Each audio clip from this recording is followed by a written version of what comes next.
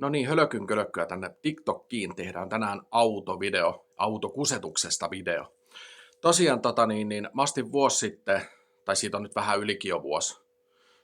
Kuinka kauan siitä olisi? No ihan sama, yli vuosi kuitenkin pitkästi.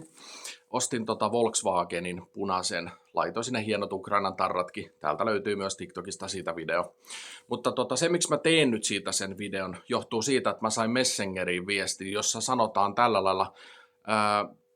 Tämä firma on Kauhavan alueella. Mä en voi nimeä sanoa, enkä mä voi sanoa, ketä siellä on töissä tai kuka mulle laittoi tämän viestin, koska mä en halua itse joutua pulaan. Sen takia, että mä levittelen niiden tietoja, koska ne ei ole antanut mulle siihen lupaa. Mutta tehdään tämä nimettömänä. Se onnistuu hyvin. Hei, haluaisin nyt kysyä, että mitä sinulla on... aloitetaan uudesta. Hei, haluaisin nyt kysyä sinulta, että mikä ongelma sinulla on yritystäni kohtaan?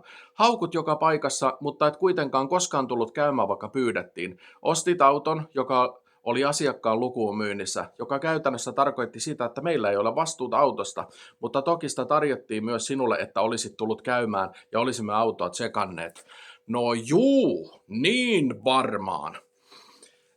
Tässä on yksi asia totta. Mulle tarjottiin ekan kerran, yhden ainoan kerran sitä, että kun siellä oli nämä suodattimet mennyt, bensasuodatin, öljysuodatin, mitä näitä oli, että ne olisi siihen korjattu mulle. Ja mä hyväksyin sen. Mä sanoin, että joo, kyllä se käy, mutta se ei valitettavasti koskaan toteutunut. Tämä auto maksoi mulle, se olisi maksanut alun perin joku 3 vai 4 tonnia. Mä tinkasin sen niin, että se oli 1300. Kunnes tämä myyjä pakottaa mun nostamaan ensinnäkin 400 euroa käteistä. Se ei käynyt, että mä maksan luottokortilla koko paskan pois. No, mä tyhmänä ekana autokauppana, mä en ollut ennen tehnyt autokauppoja, ostan tämän auton, mä maksan sille tosiaan se 400 euroa käteisellä ja loput kortilla. Sitten mä saan kauppakirjan, missä on jonkun randomi ihmisen nimi. Yhden ainoan randomi ihmisen nimi. Siellä ei lue päivämäärää, siellä ei lue kuka tämä myyjä on, siellä ei lue autofirmasta mitään, siellä ei lue kerta kaikkiaan yhtään mitään, ei edes sitä kauppasummaa. Eli täysin mitätön paperi, minkä mä sieltä sain. Ja mä menisin, että mä en tee tästä videoa, mutta sen verran tää on haiskahtanut tää koko pulju jo niin kauan, että täällä tehdään niin laitonta touhua kuin olla voi.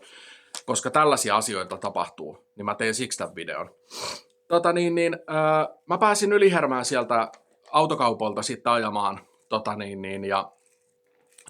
Ylihärmässä rupesi sitten auto pätkimään. Ja siellä, mitä kaikkia siihen tuli sitten niitä vikoja. Ja mä soittelin tänä äijän kanssa, ne ekat puhelut meni ihan ok. Lupasivat tosiaan korjata jotain. Ja silloin joku semmoinen, että ne suodatukset olisi maksanut jotain, että ne olisi korjaukset tehnyt ilmaiseksi, että mä olisin tilannut ne osat. Tai jotakin tämmöistä siinä oli. Ne ulkomaalta kuulemma tilasi niitä osia. Ja se oli ok. Mutta seuraavana päivänä sitten siihen tuli kaikkia muuta vikaa. Ja mä soittamaan sillä äijällä. Sitten se oli me illallakin vielä laitettiin tekstiviestiä näistä, koska mulla oli kauhean ressi päällä, koska nyt tulee kauheat kulut näistä, että kun automaksuja on noin paljon, nyt tulee lisäkuluja. Ja sitten se meni jo semmoiseksi aggressiiviseksi. Sieltä rupesi tulemaan tosi töykeätä kommenttia ja kaikkia, mutta joka tapauksessa se päättyi sitten siihen, että mä menin seuraavana päivänä käymään sitten tässä paikallisella mekaanikolla, joka on erittäin ammattitaitoinen, ja se otti semmoisen oikein viivakoodin lukija, mitä ne käyttää siis tämmöisen oikein viimeisen päälle, mistä näkyy tarkat tiedot, ja sanoo vaan mulle suoraan, että kuule poika, että sä oot kuseessa, että täällä on kuule niin pahasti vikoja, että noin kun sä korjaat, niin siinä se on ihan järjetöntä, ei ole mitään järkeä. No, minä soitan siitä paikalta sitten sille äijälle, pidän näin kaukana mun korvalta puhelinta, koska se huutaa siellä, se haukkuu mua ja mä oon syyllinen kaikkeen sen autokauppaan ja kaikkeen, että mä oon itse että he putsaa käteensä tästä, että he ei ole vastuussa siitä millään tapaa. Tässä vaiheessa mulla ei ollut tietoja siis tästä kulujen määrästä. No mä otin sitten tämän mekaanikon ohjeiden mukaan yhteyttä kuluttaja sinne johonkin virastoon. Ja tässä vaiheessa, kun mä olin ilmoittanut jo tälle äijällekin, että mä oon sinne ottanut yhteyttä, se rupesi uhkaamaan lakimiehillä mua ja mitä kuule kaikkea, se oli niin sairasta.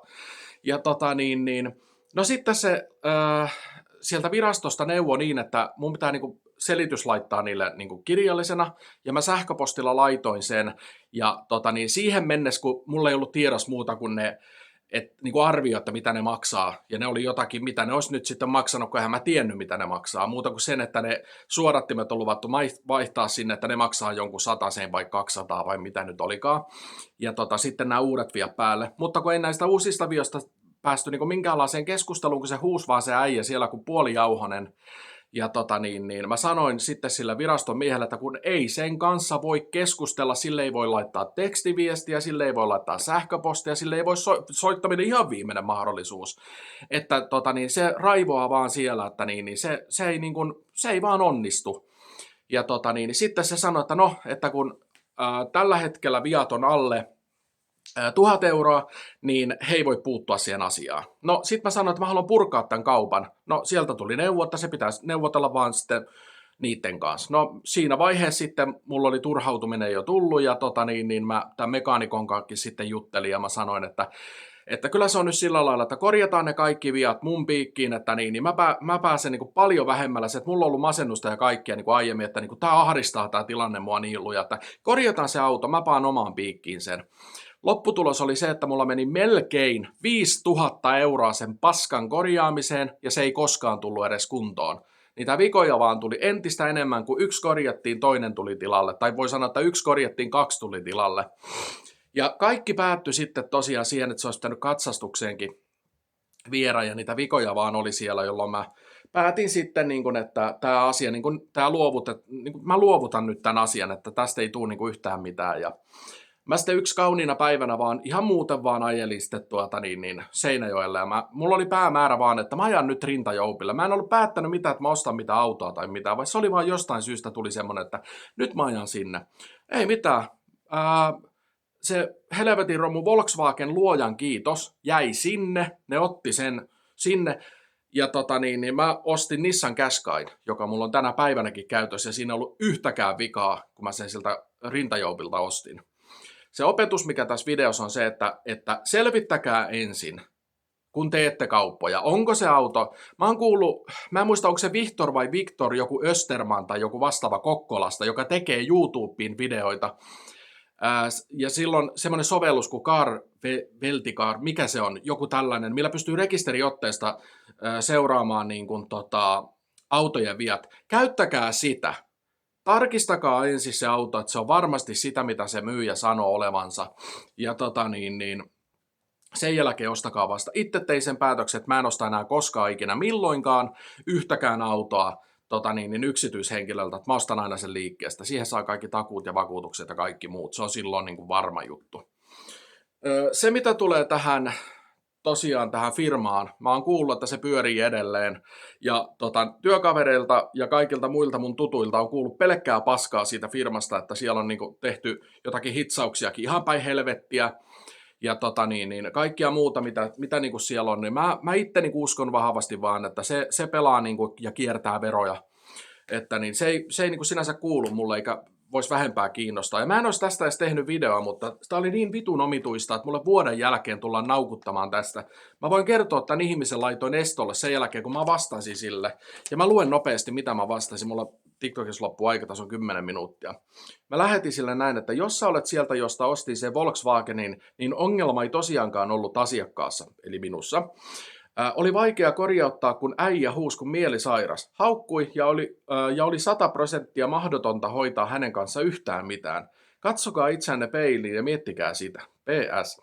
Mä en ole sen koommin ajatellut koko firmaa, ja pyyntöjä tai kutsuja ei ainakaan minulle ole tullut perille missään vaiheessa. PSS. Kauppakirja oli, missä ei ollut summaa, päivämäärää tai mitään. Pakotettiin nostamaan 400 euroa käteistä, jonka 99% varmaksi uskon menneen tiskin alle. Mä korostan. Mä en ole sen kommin, kun sen äijän kanssa viimeksi on jutellut ja Googleen antanut palautteen, ole teitä haukkunut.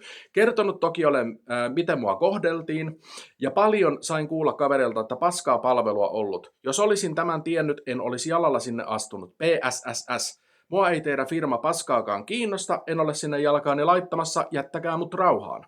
Mä hain autoni rintajoupista ja toimii ja on rehellinen kauppa. Et täs tiedättä. Mua ei teidän homma kiinnosta, kusettakaa ihmisiä niin paljon kuin haluatte, mutta mua te ette kuseta enää kertaakaan.